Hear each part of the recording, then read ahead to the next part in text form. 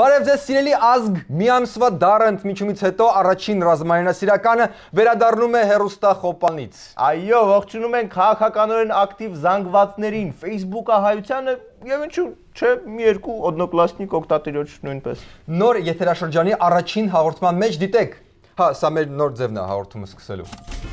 Հայաստանը դարձավ շախմատի աշխարհի չեմպիոն, երրորդ անգամ։ Ռաֆի Հովհաննիսյանը վայր է դնում մանդատը, երկրորդ անգամ։ Ադրբեջանի գերագույն Տոֆիկը եւ հերոս Բաշիբոզուկը։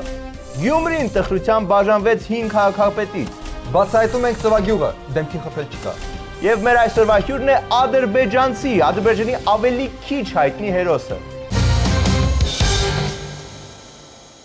Հայ շախմատիստները Ստամբուլի կենտրոնում ստիպեցին մեր թուրք հարևաններին նվագել Հայաստանի օրհներգը։ Դե, բայց քանի որ ստամբուլցիները սկզբից չէին ուզում այն նվագել, մերոնք ստիպված եղան նեղություն քաշել եւ հաղթել շախմատի օլիմպիադան, այնպես որ շնորհավոր մերոնց։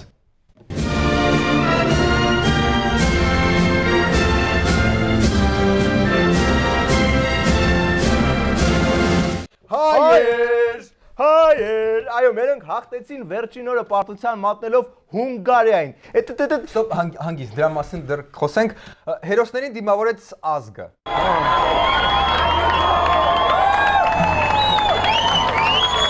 Հատուկ այդ հաղթանակի առթիվ նույնիսկ ինչ-որ ժպիտ հիշեցնող բան հայտնվեց մշակույթի նախարարի դեմքին։ Հետևում եք մեր հավաքականի խաղին։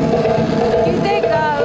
միշտ չի ստացվում, բայց բնականաբար այդ վերջը ֆինալը անպայման։ Հետո մեր հերոսներին շնորհավորեց նախագահը, ինչպես նաև քաղաքապետը, ԵՀԿ Մինսկի խումբը եւ նոր վարչական շրջանը։ Իսկ այդ ընթացքում Ադրբեջանը տոնում էր իր հերոսին, բայց սրա մասին քիչ անց։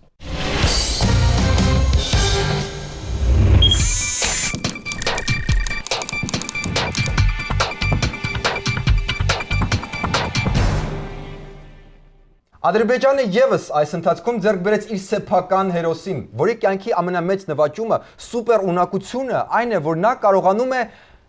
սպանել քնած մարդկանց։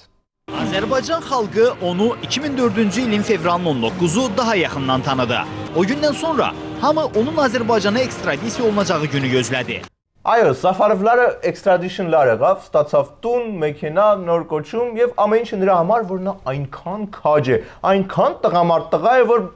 բացարձակ չի վախենում քնած հայ զինվորներից։ Բայց կա մի բան, որից Սաֆարովը ինչպես ցույց է տալիս փորձը վախենում է, դա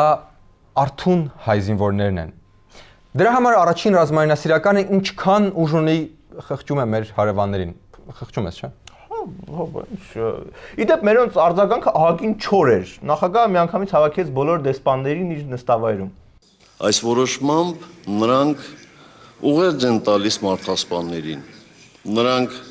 այսուհետև գիտեն, որ էթնիկ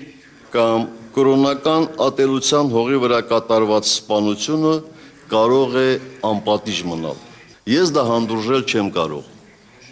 Հայաստանի Հանրապետությունը դա հանդուրժել չի կարող։ Իսկ ադրբեջանական հերոս արտահայտությունը ստացավ յուրահատուկ լեզվաբանական լուծում հայերենում։ Գիտեք ինչա տեղի ունեցել, Գուրգեն Մարգարյանի սպանած Բաշիբոզուկը Հունգարիայի իշխանությունների կողմից վերադարձվել Ադրբեջան։ Աչքիս այս եթերաշրջանում բացի տուզիկ բառից չարաշահելու ենք նաև Բաշիբոզուկ բառը։ Դրանից հետո սառեցվեցին դիվանագիտական հարաբերությունները Հունգարիայի հետ, զորքերը բերվեցին ավելի զգոն վիճակի, ինչպես նաև Արեք դու ասա, ես չեմ կարա։ Հայաստանը նաև մեկ այլ ապտակ հասցրեց Հունգարիային, աննախադեպ չոր ու դաժան։ Հայաստանի Հանրապետության ազգային ժողովի նախագահ Հովիկ Աբրահամյանը անորոշ ժամանակով հետաձգել է սույն թվականի սեպտեմբերի վերջին Հունգարիայի խորհրդարանի նախագահի հրավերով այդ երկրի նախատեսված պաշտոնական այցը։ Չէ, դե լավ, չափն էլ լավ բան է։ Այդքան դաժան քայլի գնալ կարծում եմ չարժեր։ Լավ, ամեն դեպքում այս պատմության արդյունքում աշխարհի համար պարզ դարձավ մեր հարևանների Բաշիբոզուկության աստիճանը։ Իդեպ Իլհամ Ալիևին այս կապակցությամբ բուռն շնորհակալական նամակներ էին գալիս, որոնցից ամենասրտաճմլիկը երևի էս էր։ Բաքու հանրապետական հոգեբուժական հաստատություն թիվ 1։ Պարոն նախագահ, մենք բոլորս ուրախության արդյունքներով ծանոթացանք ձեր որոշմանը։ Կարծում ենք, որ Ռամիլ Սաֆարովի վերադարձը հայրենիք եւս մեկ անգամ ապացուցում է, որ Ղարաբաղյան հակամարտության խաղաղ լուծումը շուտով ապահովված կլինի։ 100%։ Իդեպ քանի հունգարացիները ներողություն էին խնդրում Հայաստանից, Հունգարիայի արտգործ նախարարը, ոնց կոռեկտ ասեմ, կռիսական մտավ։ Դիվանագիտական հարաբերությունների կասեցումը կարող է լուրջ հետևանքներ ունենալ, որոնք չեն բխում Հայաստանի շահերից, պնդել է Հունգարիայի արտգործնախարարը։ Իսկ թե ինչ կարող է կորցնել Հայաստանը, կասի մեր հատուկ թղթակիցը Բուդապեշտում, դու, Նարեկ, Բուդապեշտում։ Նարեկ, լսում ես ինձ, կապը լավն է։ Սերգեյ, կապը շատ սառն է, բայց հա, մի կերպ լսում եմ։ Եվ այսպես ինչ տխուր հետևանքներ կարող է ունենալ մեր դիվանագիտական հարաբերությունների կասեցումը։ Շատ դաժան։ Հունգարիայից այլևս չեն կարողանա ներկրել հայերի կողմից շատ սիրված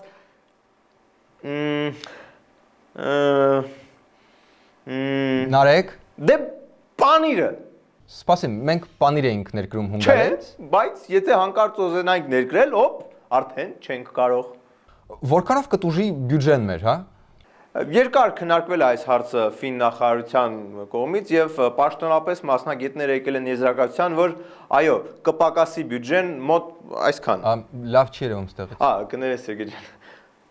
Մոտ այսքան կպակասի բյուջեն, բացի դրանից Հունգարիան կսարեցնի ֆինանսական աջակցությունը Հայաստանին։ Ոնց Հունգարիան մեծ աջակցություններ ֆինանսապես ցուցաբերում։ Ոնց ասեմ, հուլիսին մի հունգարացի iPad էր մոռացել օպերայի մոտ, իսկ սրանից հետո էլ ոչ մեկ երևի բան չկորցնի այստեղ։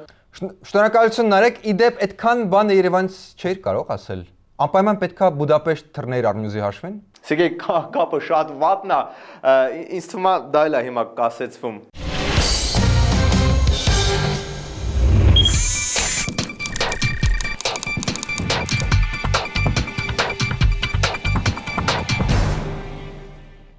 Գյումրին ընտրեց նոր քաղաքապետ, այստեղ հաղթեց Բարգավաճ Հայաստանի Սամվել Բալասանյանը։ Բարգավաճը հաղթեց։ Պատկերացնում ես հիմա ինչքան են հանրապետականները դարդանում երևի։ Նախագահ Սարգսյանը նաև հայտարարեց, որ Սամվել Բալասանյանին ինքնանձամբ է առաջադրվել։ Նախ համարում եմ, որ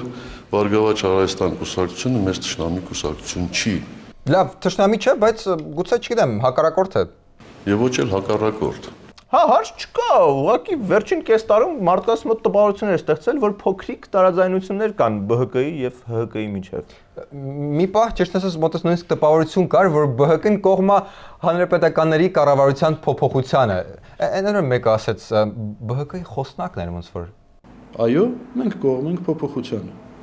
Ինչ նկատի ունեք փոփոխություն անցնելու։ Կառավարության, ղեկավարի, կազմի եւ այլն։ Լավ, տեսնենք ինչ է այս հարցում մտածում ժողովուրդը։ Բարեբախտաբար այսօր մեր տաղավարում Հայաստանի Հանրապետության ժողովուրդն է։ Ողջույն ժողովուրդ, մի տեսակ, բայց ոնց որ փոխվել է, լրջացել, մեծացել, Ճգնաժամը հա, բայց համել, բայց լցվել է ոնց որ մի խորացի։ Լավ, որպես 4000 տարվա ժողովուրդ 7000։ Հա, կներես, ես ուղղակի 5-ից ավել չէի տա, բայց լավ պահպանվել ես։ Լավ, որպես ժողովուրդ, ինչ ես հասկանում դու այս ՀՀԿ ԲՀԿ խաղերից։ Գլուխ չեմ հանում։ Լավ, շնորհակալություն սպառիչ պատասխան տալու համար, չկտրենք շատ քեզ գործից։ Ինչ գործ։ Հա, դու գործազուրկ ես, հա։ Ասամբ։ Հա, լավ, մի քիչ խառն է ժողովուրդը հիշեցնեմ, ժողովրդի բանկային հաշվի համարն է 178 634 5 769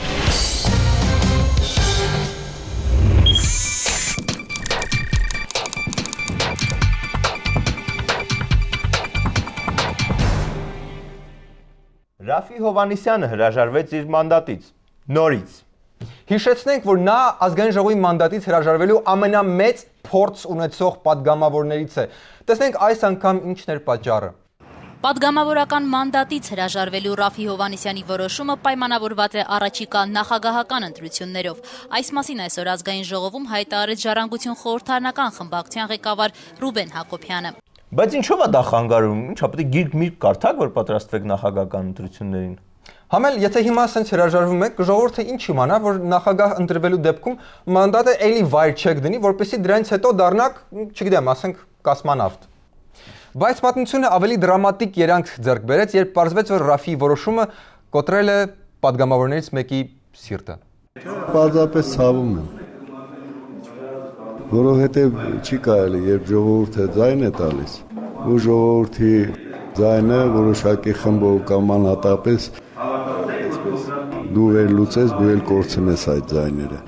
Վերջին հաշվով ժողովրդի ձայնը պիտի հարգել։ Բա գիտեք Գալուս Սահակյանը շատ է ուզում լինի падգամավոր։ Չէ, ուղղակի միլիարդավոր մարդիկ քաղաքացիներ յաթոք ընտրել են ու հիմա մարդը անհարմար ազգում մարդկանց հուսախապանել։ Պատկերացնում եք ինչքան վատ է իրեն զգացել Գալուս Սահակյանը, երբ ՀԿ-ից մանդատներ վայր դրեցին ընտրված կին падգամավորները ու պաշտոն ստացած падգամավորները։ Ամբողջ գործը թողնում են այս խեղճ մարդու վրա։ Դե լավ, գոնե Ռաֆիի փոխարեն ինչ-որ ակտիվ ժառանգության անդամ է մտնում։ Թե խորհրդարանում ով կզբաղեցնի Ռաֆի Հովհաննիսյանի տեղը, Ժառանգություն խորհրդարանական խմբակցության ղեկավար Ռուբեն Հակոբյանն ասաց, որ դեռևս այդ հարցը որոշված չէ, բայց իրենց համամասնական ցուցակում այս պահի դրությամբ որևէ տեղաշարժ չկա, եւ ըստ ցուցակի հաջորդը Թևան Պողոսյանն է։ Թևանը ժառանգությունից չի, չէ՞։ Չէ։ Այսինքն ժառանգությունը եւս 20%-ով նվազում է ժառանգությունում։ Մի քիչ պարզ չես կարա այդ բացատրես։ Ժառանգությունից մնում է 2 հոգի, 5 հոգուց 2 հոգի ժառանգություն կոչվող խմբակցության մեջ։ Ունենք 5 խնձոր, եթե վերցնում ենք 3-ը, մնում է 2։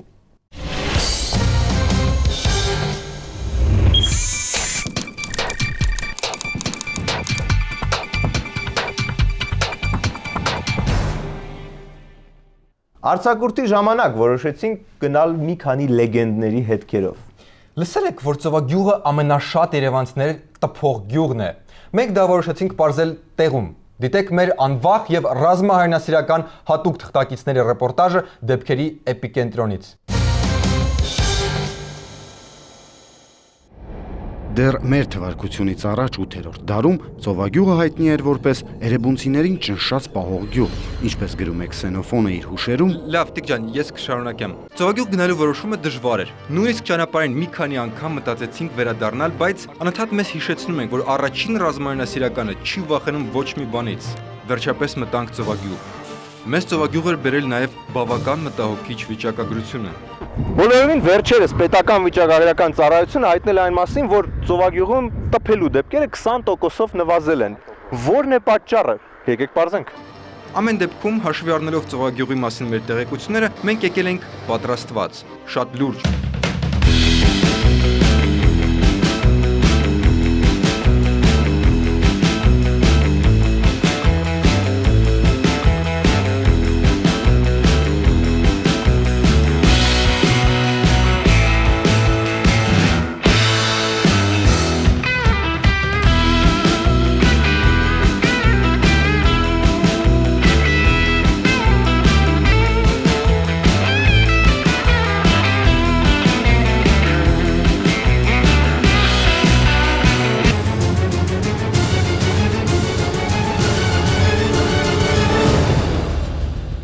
Մենք եկել ենք խաղաղությամբ ամենաբարի նպատակներով։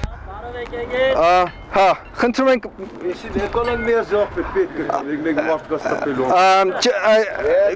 ինչ որ չափով միանգամից թեման բացեցիք։ Ծովագյուղցի երկու լավ խայսատ ունեն, մեկ լավ հաստալ, մեկ լավ տպոստալ։ Ում ինչը ձեռա տալ, էդի հանում ենք։ Մենք ընտրում ենք հացը։ Մենք հանձնվում ենք։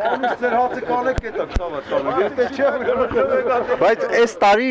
արդեն ասում են, որ 20%-ով տփոցները նվազել են։ Դա ինչով է պայմանավորված։ Վիճակագրական տվյալները 2012-ի առաջի կիսամյակով 20%-ը դուրս են ելել։ Արտագաղթի։ Մեկ էլ տփոսները մի տեսակ ավելի մեղմացել են, ինչն է փոխվել, մի տեսակ ավելի 30%-ով ավելի մեղմ է ծեծում, կոտրվածքները ավելի քչացել են, ինչի համար։ Ժողովրդի սնունդն է քչացել, ուժները քչացել է երևելի։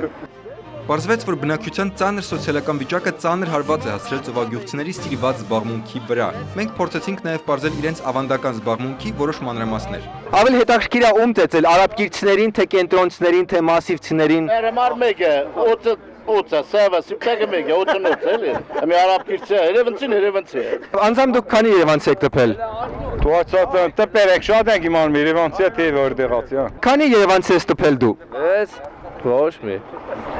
Սկսնակ ծովագյուղցի ես, այսինքն։ Ով որ խելոք չէ մնացել տպեր եմ, բայց խի տպեմ ասեն։ Դե չգիտեմ։ Ասեն խի չգիտես։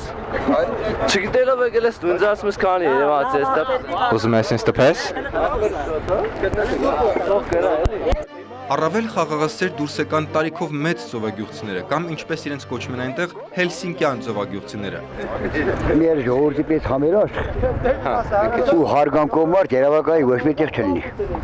Բայց երևանցիներին տպում են։ Կան։ Բայց երիտասարդները կարծես ավելի պահպանողական էին այդ հարցում։ Դուք քանի երևանցի եք տպել։ 4։ Իսկ դու քանի երևանցի ես ծեծել։ Երևանցի չեմ ծեծել։ Ասականյա դու քանի տարեկան ես։ 9։ 9։ Դեռ 9 տարեկանում մի քիչ վաղ է։ Եվ այդ պահին հայտնվեց ծովագյուղի առավել ռազմահարնասեր բնակիչը, որը մեզ արեց առաջարկ, որից մենք չէինք կարող հրաժարվել։ Դելու համար լսա ինչ եմ ասում, արտանք դաշտը մեր գուվոտ խոտ բերենք էլի։ Գալեմ ես։ Հա, դե քերը նստի հայ ավտո։ Okay։ Քելը։ Եվ այսպես մենք թողեցինք ծովագյուղի էպիկենտրոնը, հանձնեցինք անձնագրերը եւ բարձրացանք Սարեր, խոտ հնձելու։ Իսկ այնտեղ սկսվեց լրացուցիչ լեռնային արկածներ, բայց դրա մասին հետո։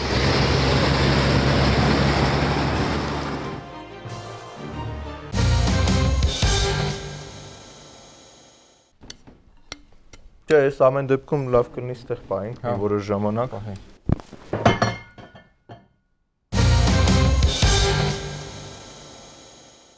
Եվ այսպես անցնենք մեր ադրբեջանցի հյուրին։ Ինձ թվում է հյուրը մի քիչ կսպասի։ Վազգեն ջան, դու ես։ Բալու ժողովուրդ, ինձ կներեք էլի որ չերևում ես մի ամիսա։ Ոչինչ, մի կերպ հաշտվել ենք արդեն ընդմիշտ քեզ կորցնելու մտքի հետ։ Բա որտեղ հանգստացար։ Այս տարի Հունգարիա էի գնացել, տենց ագին հարամ եղավ։ Յա, բա պատմի ինչ եղավ։ Դե սկզբից լավ էլ հանգստանում է, եթե հասկանում ես ինչ եմ ուզում ասել։ Վազգեն, համարյա միշտ էլ հասկանում եք ինչ ես ուզում ասել։ Դու այդքան բարդ մարդ չես։ Գիտաժողովի էի գնացել, գիտես, իմ հանգիստն էլ ատենախոսության վրա աշխատելն է։ Հետո այս տուզիկությունները, որ արեցին, կատաղեցի ու կասեցրեցի Վազգեն Հունգարիա բոլոր կապերը։ Դե այդ մենակ դու չէ, սա Հայաստանը կասեցրեց։ Հա, բայց ես մի 2 ժամ ավելի շուտ կասեցրեցի ու եկա տուն։ Բա հունգարացիները ծանր տարան։ Հա, բայց իրանց ուշքն էլ չի գնում այդ տուզիկ կառավարության համար։ Ներողություն էի խնդրում ինձանից բան, բայց մեկը կասեցրեցի էլի։ Վազգեն, բա մեր մյուս քայլը որը պետք է լինի։ Հիմա չեմ կարող ասեմ, Նալբանդյանի հետ այսօր խորհրդակցություն ունեմ, ուրիշ գաղտնի է։ Ինչ հարցով։ Ոնց ինչ։ 2 ժամա հետ եմ ասում Վազգեն Հունգարիա հարաբերությունների ապագայի մասին։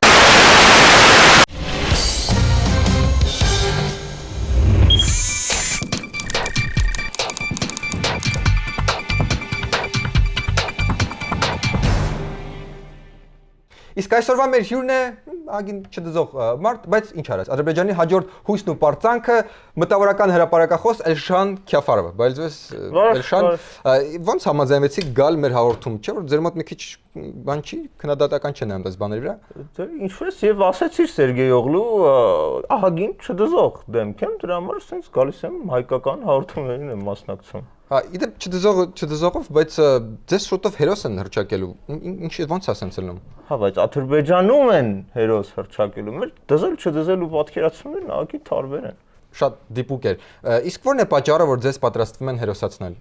Մեր երկրում հերոսների լուրջ պակաս կա Սերգեյ, այսինքն եթե ինչ որ ադրբեջանցի, ինչ որ թեթևակի աչքի անգնում, ինչ որ բանով միանգամից իրան հերոս են տալիս, թեթև բանով։ Այսինքն արդեն ինձ կարան օրինակ պատմության դասագրքեր մտցնեն, նկարով, չէ, Սաֆարովին նկարով, ինձ տեքստով խոստացել են մտցնել պատմություն։